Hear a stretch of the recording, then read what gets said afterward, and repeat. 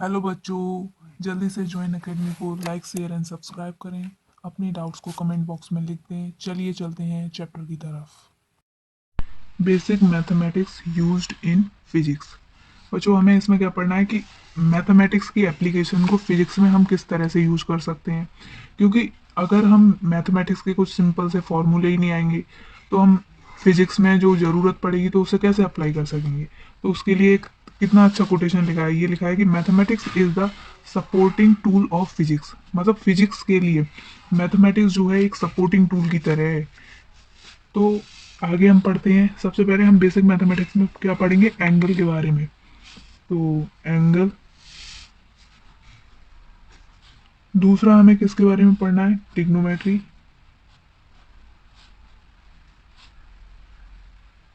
मेट्री, differentiation,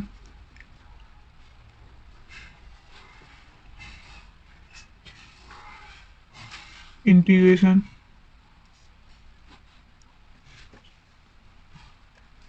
next हमें graph पढ़ना है। फिर उसके बाद हमें कुछ अदर टूल्स जो हमारी हेल्प करेंगे मैथमेटिक्स की एप्लीकेशन के द्वारा फिजिक्स में। मैथमेटिक्स। तो सबसे पहले हम एंगल के बारे में, फर्स्ट ऑफ ऑल एंगल क्या होता है इसके बारे में जानेंगे। तो एंगल क्या होता है, it is the amount of rotation of revolving line with respect to reference line। तो इसे बच्चे कैसे समझेंगे कि रोटेशन क्या होता है, रिवॉल्विंग डाउन लाइन क्या होता है, रोटेटिंग लाइन क्या होता है। तो सबसे पहले हम देखेंगे कि एक हमारे पास ये लाइन है जिसका नाम हमने दे दिया ओ एक्स। दूसरी हमारे पास एक और लाइन है जिसका नाम ओ पी है। इसको हमने ओ एक्स को रोटेट किया इस डायरेक्शन में, तो ये एंगल थीटा बना। तो इस एंगल थीटा को हमने किस डायरेक्शन में लिया बच्चों, इस डायरेक्शन को अगर हम काउंट करेंगे तो वो एंटी क्लॉकवाइज डायरेक्शन कहलाएगी, और इस डायरेक्शन में अगर हम चलेंगे तो वो क्लॉकवाइज डायरेक्शन कहलाएगी। हमने देखा कि ये जो एंगल है हमने किस डायरेक्शन में लिया है, थीटा को एंटी क्लॉकवाइज डायरेक्शन में। अब ये जो ओ एक्स लाइन है, इस लाइन को हम क्या बोल रहे हैं, एक फिक्स्ड लाइन है हमारी, फिक्स्ड लाइन। दूसरा, जो हमारी लाइन ओपी है इसको हम रोटेट कर रहे हैं, तो इसे हम क्या बोलेंगे बच्चा, इसे बोलेंगे रिवॉल्विंग लाइन, और इसे बोल सकते हैं हम फाइनल पोजीशन। फाइनल पोजीशन होगी, मतलब हमने इस ओ एक्स लाइन को रोटेट करते हुए यहाँ तक लाए तो ये एंगल थीटा बना रही है, और उससे जो ओपी लाइन बनी है वो लाइन रोटेट कर रही है, तो इसे हम क्या बोल रहे हैं, रिवॉल्विंग लाइन।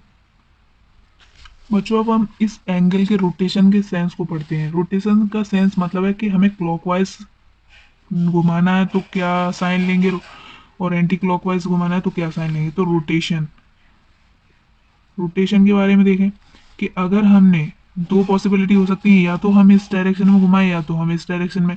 अगर हम एंगल को इस डायरेक्शन में चल रहे हैं, घुमा रहे हैं, तो ये क्या होगी, एंटी क्लॉक वाइज डायरेक्शन। और दूसरी क्या होगी, अगर हम इस डायरेक्शन में चल रहे हैं तो वो क्लॉकवाइज डायरेक्शन होगी। तो एंटी क्लॉकवाइज चलने पर हमें थीटा की वैल्यू क्या रखनी है, पॉजिटिव वैल्यू, और क्लॉकवाइज अगर हम चल रहे हैं तो थीटा जो होगा नेगेटिव वैल्यू होगी उसकी।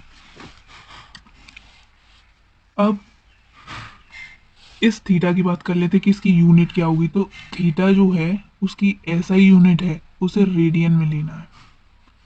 और जो ये बात बहुत इंपॉर्टेंट है कि हमें एंगल जो रखना है वो ऐसा यूनिट रेडियन में रखना है। तो इसका सिंबल जो थीटा है उसको रेड से भी यूज करते हैं, तो ये क्या है, ऐसा ही यूनिट है। अब बात करते हैं कि इसकी जनरल यूनिट भी कुछ है। General unit of angle, generally हम इसे डिग्री में डोनेट करते हैं। डिग्री, 1 डिग्री, 2 डिग्री, इस तरह से कोई भी है डिग्री का साइन लगा देते हैं उसके ऊपर। अब देखिए कि एक इम्पोर्टेंट बात कि हमने पढ़ा है थीटा क्या है, एंगल है हमारा, इसे एंगल आर्क अपॉन रेडियस, ये एक फॉर्मूला है, theta equals to arc upon radius. अब ये आर्क, मान लो कोई हमारे पास ये लाइन है, ये दूसरी लाइन है, यहाँ से यहाँ तक जो भी डिस्टेंस है वो क्या हो गया, हमारा आर्क। ये एंगल हमने एंटी क्लॉकवाइज डायरेक्शन में लिया तो बच्चों क्या होगा, पॉजिटिव होगा।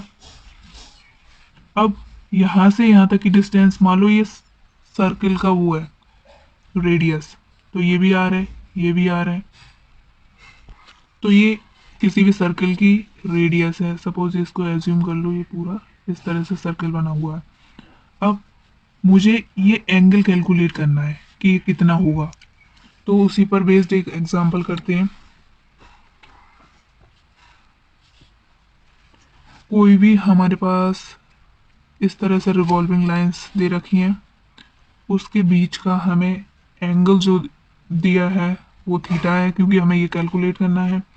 और 6 सेंटीमीटर की हमें क्या दे रखी है, रेडियस, क्योंकि ये सर्किल है, सर्किल की रेडियस जो होती है वो फिक्स रहेगी। और पाई सेंटीमीटर हमें क्या दे रखा है, आर्क, ये जो आर्क है यहाँ से यहाँ तक का।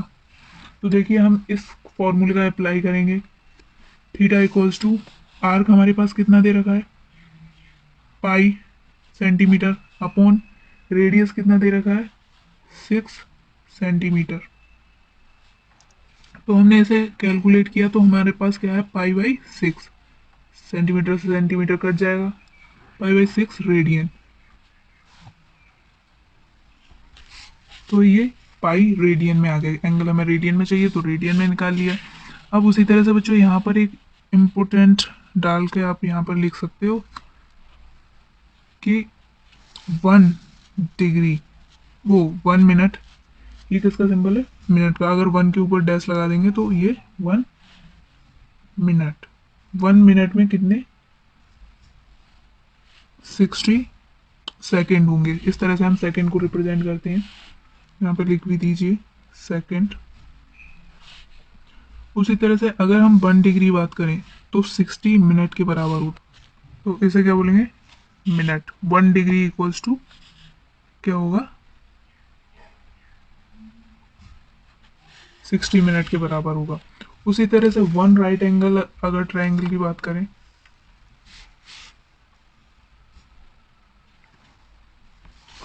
तो राइट एंगल, 1 राइट एंगल किसके बराबर होगा, 90 डिग्री। ये जो सिंबल है वो डिग्री का है, ठीक है। और इसको अगर हम पाई बाई में कन्वर्ट करना चाहते हैं, उसके लिए हम अभी नेक्स्ट देखेंगे कि किस तरह से हमने डिग्री को रेडियन में और रेडियन को डिग्री में कन्वर्ट करते हैं। तो पहला पॉइंट देख लीजिए, to convert the angle from degree to radian. अगर हम डिग्री से रेडियन में कन्वर्ट करना चाहते हैं तो हमें किससे मल्टीप्लाई करना पड़ेगा, तो यहाँ पर लिख लीजिए मल्टीप्लाई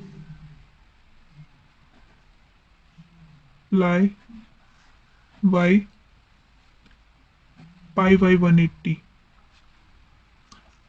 डिग्री। और अगर हम to convert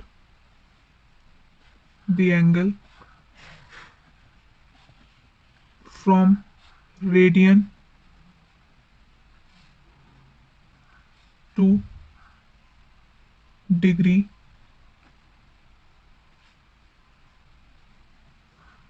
multiply by 180 degree by pi. अगर हम किसी भी एंगल को डिग्री में दिया है और उसे रेडियन में कन्वर्ट करना चाहते हैं तो उस नंबर में पाई बाई 180 का मल्टीप्लाई कर देंगे तो हमें रिजल्ट किस में मिल जाएगा, रेडियन में। अगर हम किस में कन्वर्ट करना चाहते हैं एंगल को, रेडियन से डिग्री में, तो हम उस नंबर में 180 बाई पाई से मल्टीप्लाई कर देंगे तो हमें रिजल्ट मिल जाएगा। नेक्स्ट चलते हैं, चलिए कुछ एग्जाम्पल्स देख लेते हैं। एग्जाम्पल, कन्वर्ट करना है हमें 30 डिग्री को रेडियन के अंदर, इसको हमें रेडियन में कन्वर्ट करना है। मैंने आपको बताया कि यहाँ पर एक बात और देख लीजिए बच्चों कि pi radian equals to 180 degree के बराबर होता है। ओके, तो pi radian equals to 180 degree के बराबर होता है, तो हमें यहाँ से पता है 180 डिग्री जो होगा वो पाई रेडियन के बराबर होगा। तो 1 डिग्री किसके बराबर होगा, पाई बाई 180 रेडियन के बराबर होगा। तो उसी तरह से 30 डिग्री किससे होगा, सिर्फ यूनिटरी मेथड बच्चों आपको अप्लाई करना है, 180 degree, and this is multiply, and by solving this we find that pi by 6 radian।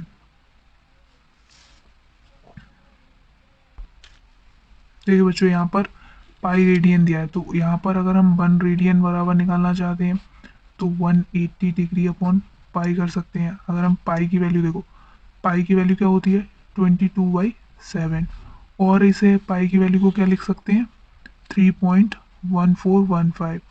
Generally हम 3.14 ले लेते हैं। अगर हम पाई स्क्वायर की बात करें तो 9.87 आएगा। इसको अप्रोक्सीमेटली हम कितना ले लेते हैं 10। ठीक है बच्चों, ये पाई ये रेडियन है, ये वैल्यू याद रखनी पड़ेगी। आप नोट डाल के इस तरह से आप इसको लिख सकते हैं, बॉक्स में बंद कर लीजिए, आसानी से याद रखना है, इनको कभी भूलना नहीं है। Find the angle made by hour glass when it is moving from 12 to 4।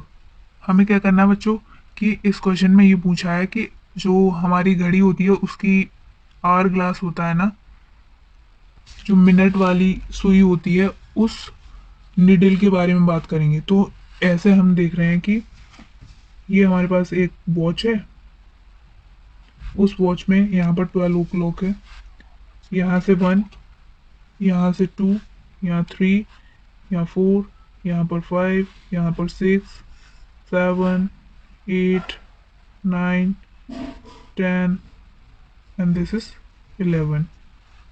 अब बच्चों क्वेश्चन में क्या बोला है कि हमें 12 से लेकर 12 से 4 ओ क्लॉक तक हमें बताना है